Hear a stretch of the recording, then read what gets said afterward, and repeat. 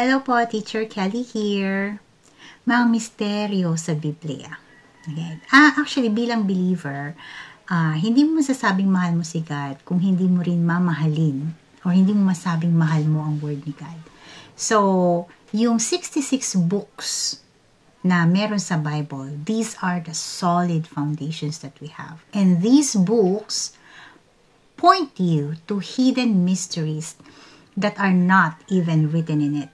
So Jeremiah chapter 33 verse 3 says, "Call unto me, and I will answer thee, and show thee great and mighty things, which thou knowest not."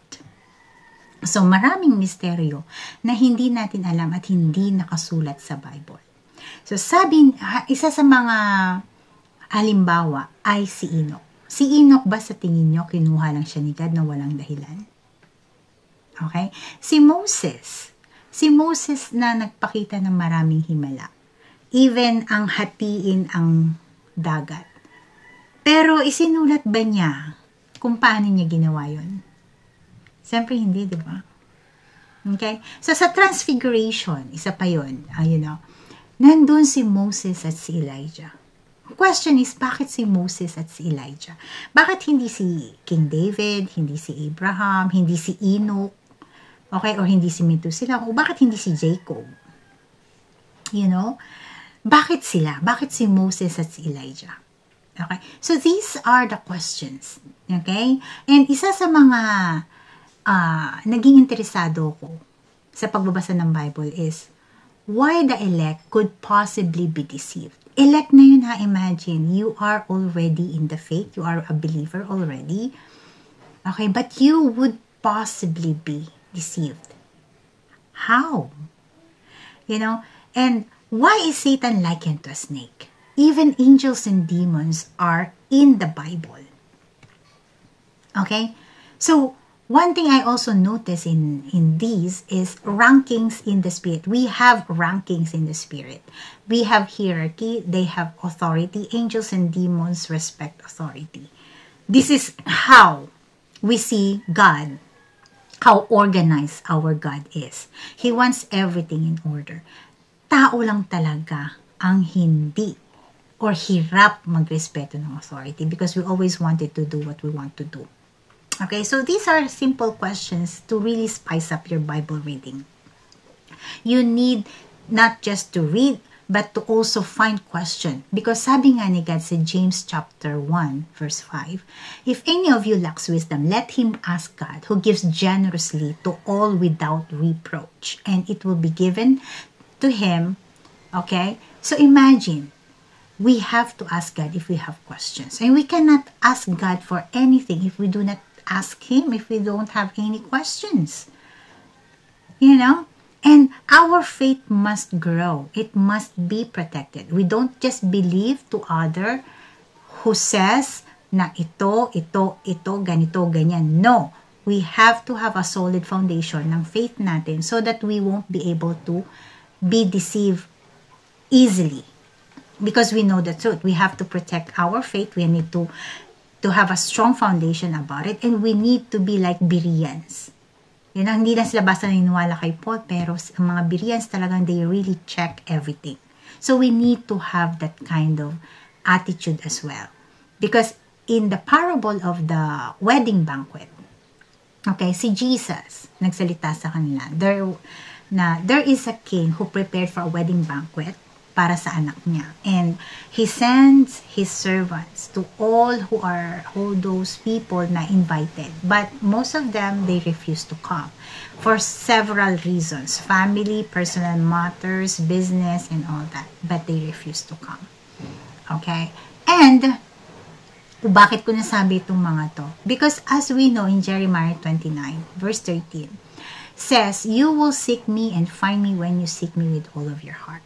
So once in our life, God will send someone to minister us and teach us about Jesus, his son, and about him. If we seek him with all of our hearts. Hindi mo malalaman ang tungkol kay God kung walang ipapadala sa'yo si God.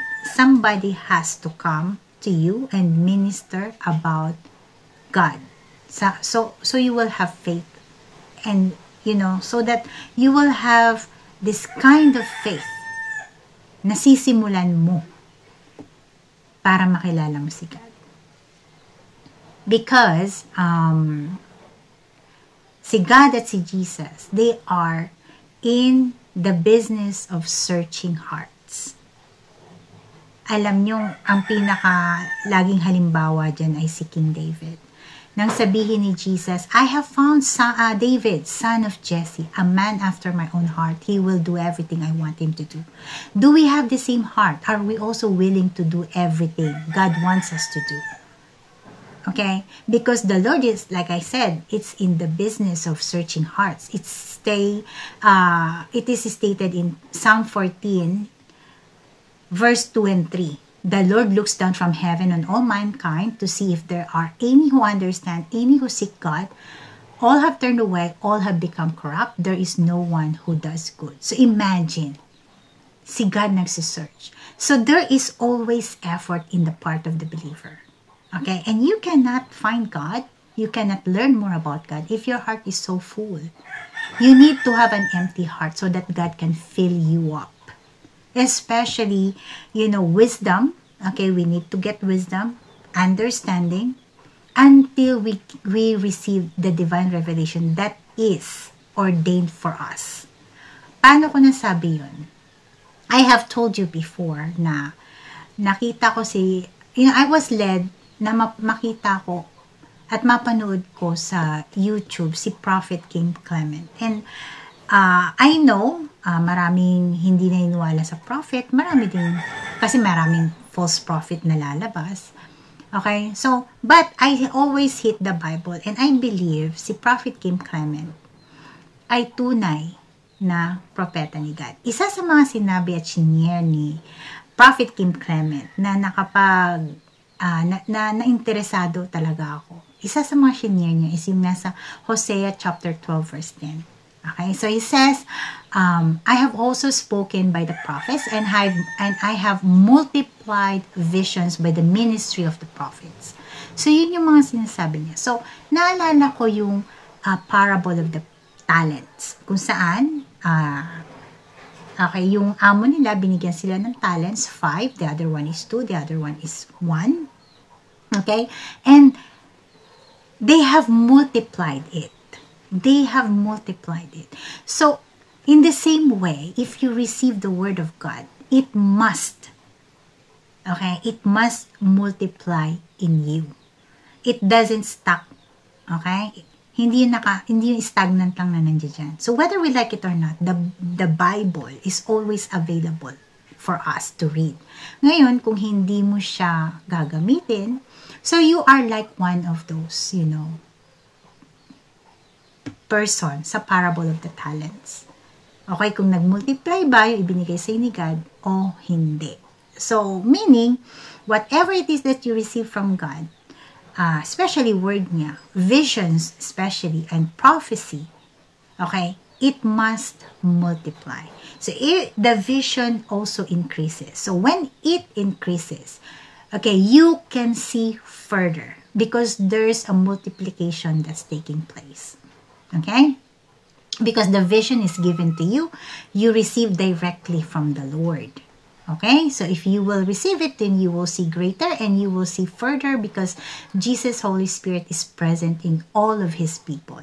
So the revelation of God will be revealed to His people with the help of the Holy Spirit. So imagine. So God wants to unveil revelation so we could see the future. Okay, we could have knowledge about it. Okay? In any way. Because, si God, gusto niya i-unveil yung revelation knowledge, prophetic or divine. Okay? And it's a communication from God in various forms, such as dreams, direct speech, written text, or through various means like theophany or angels or prophets, or even nature. Okay, so it is a knowledge. Okay, it's a knowledge that is hidden, previously unknown, and then suddenly it comes. So that's How? Okay, we need to be in that place. And it's not impossible. It's not impossible. Revelation is the uncovering and showing with details and great understanding. And it's one of the mysteries. So many and lots of mysteries written in the Bible. If we only know how to unveil it with the help of the Holy Spirit. So that's why we always have to ask God if we lack wisdom, and the Holy Spirit will lead you, because God knows your heart that you are truly seeking Him. Okay, so one example na mai-share ko sa inyo is this. There was a time na nanood ako ng isa sa mga mga videos ni Prophet Kim Clement. And isa sa mga videos na nasabi niya is, pinakita sa kanya ni God ang word na ecology. Pero hindi niya alam kung ano ibig sabihin. And at the same time, he also shared about sacred things na binigay ni God. And he also shared about how do we protect yung sacred things na binigay ni God. Though it was not specific, except for those religious rituals, religious relics like Ark of the Covenants, yung mga ganung bagay. Pero yung dalawang bagay na yun, talagang yun yung naka-catch ng attention ko. So, ano yun? So, you know where it leads me? It leads me to the Antichrist. Okay, so I would like to share it with you, but it takes long hours, I think. I'm not sure, probably 1.5 hours kung may share yun sa inyo. I will do my best. But it leads me to the Antichrist.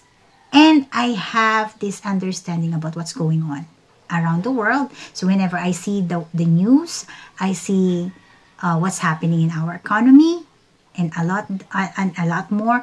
The more I have the foundation of believing that God, we are close. We are really close. As in really close. I would love to share them with you one day. Okay, because whether we like it or not, there are a lot of mysteries, and wisdom that is ordained from the foundation of the earth for our glory.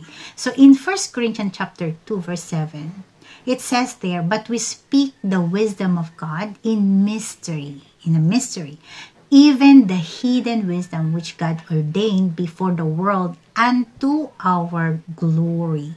So there is wisdom that is recorded and there's wisdom that is not recorded. But it's there. It's available for us.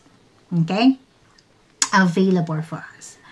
It's whether we like it or not. If we want to unveil that, it's up to us. If you want to be just ordinary, it's okay. It's you. But I can say that you are not hungry for the deeper things of God. But as for me, I want to live the best life that the Lord ordained for me to do. That's the kind of life that I would like to have. Okay? So it's not just little things that I want from God. I want everything that the Lord wants me to do. But if you want to become ordinary, it's okay. You believe to God, you believe in Jesus, you will go to heaven. Yeah. You will go to heaven. We will see each other in heaven, but we won't be in the same heaven. How so, Teacher Kelly? So when Jesus said na, in my Father's house, there are many rooms, is He talking about rooms as in cuarto? Or is He talking about different kinds of heaven? So imagine there are so much mysteries everywhere surrounding scriptures. I want you to simply focus to God. Ask God for wisdom. Okay? If you want to be regular, it's fine. It's up to you. But as for me, I want to live the best life that God has ordained for me. So these kind of things. Okay? And so like I said, once you receive something from the Lord, it must multiply.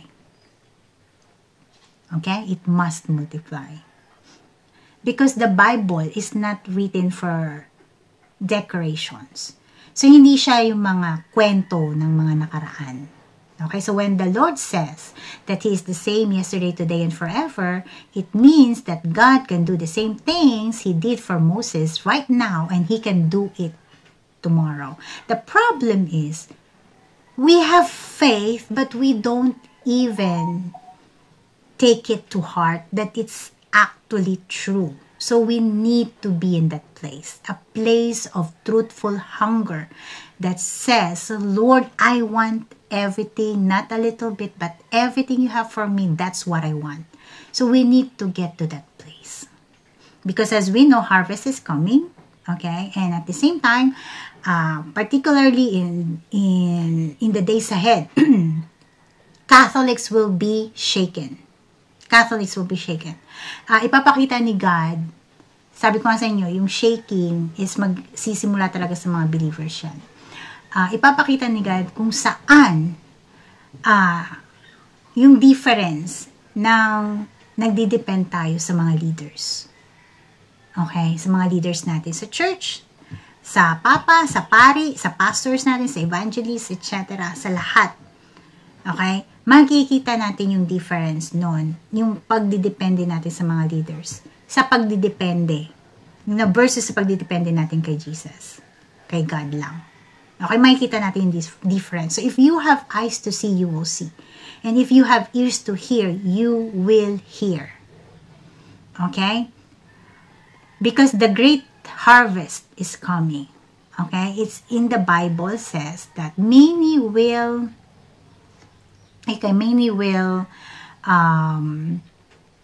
walk away from the faith. But there are also, people who are going to come to the faith as well. There are also many. Okay? So we do not lose hope. We will see Jesus will become popular again. The kind of popularity that He deserves. Okay? So, as for me, please try to always read your Bible. Because God's kingdom is not a matter of words. It's a matter of power. Okay? So it says in 1 Corinthians chapter 2, verse 4 to 5, my speech and my message were not in plausible words of wisdom, but in demonstration of power, of the Spirit and of power, so that your faith might not rest in the wisdom of men, but in the power of God. Okay, so the problem is, how many of us have faith in the power of God? How many of us see the works of the Spirit and its power? So if we cannot see it, how then can we see the work of the power of darkness? So imaginein mo yun. Kung hindi mo nakikita kung paano gumagalaw si God, how He operates, how can you see how the darkness, the power of darkness, operates? Masyado na silang matalino kumpara sa mga believers. So what do they know that we don't know? That's the question that we need to ask God. Okay? So if you are like, in the church, you are in the church, and you only hear the same message, okay? Same message, problems in life, repentance, in different versions. There is something wrong. We need to have more. Yeah, it's good. There's nothing wrong when you say repent, repent, repent. Okay, it's good. Nothing is wrong with that. But you know that they are infants in the Spirit. If that's all you have, something is wrong. You need to have more. There are lots and lots of mysteries. Too many mysteries in the Bible. Okay, there are things that we need to learn more, and it takes a certain level of comprehension and understanding that only the Holy Spirit can truly give for certain things for you to open, to see them, open your eyes and see them. Because itong mga verses na to, hindi siya unique verses.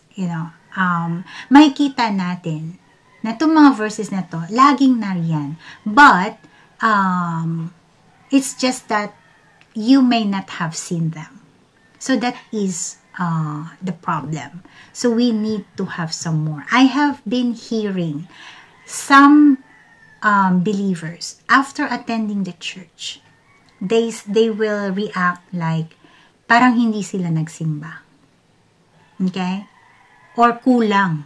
Okay? So, there is nothing wrong. To tell you the truth, there is nothing wrong with you who hears, and there's nothing wrong with the preacher who preaches. Your faith is growing. It really shows lang na hindi na sapat yung naririnig mo. Because the spirit that is in you is craving for something more. And you need to find that. You need to ask the Lord about wisdom of the things that He will reveal to you. Okay? And there are a lot of things that I would like to share with you. Especially yung pinakita sa akin ni God nung na-receive ko yung vision from Prophet Kim Clement. Talagang na-direct talaga ako sa Antichrist. And I don't know kung ilang oras ko matatapos ang discussion ko dun sa inyo, kung ma-share ko siya lahat sa maikling oras. But I hope I could still find time to share them with you. Okay, so this is just to spice up your life and your Bible reading. So please try to always ask God for wisdom and He will give it to you. Okay, thank you so much. I hope to see you again soon. Bye.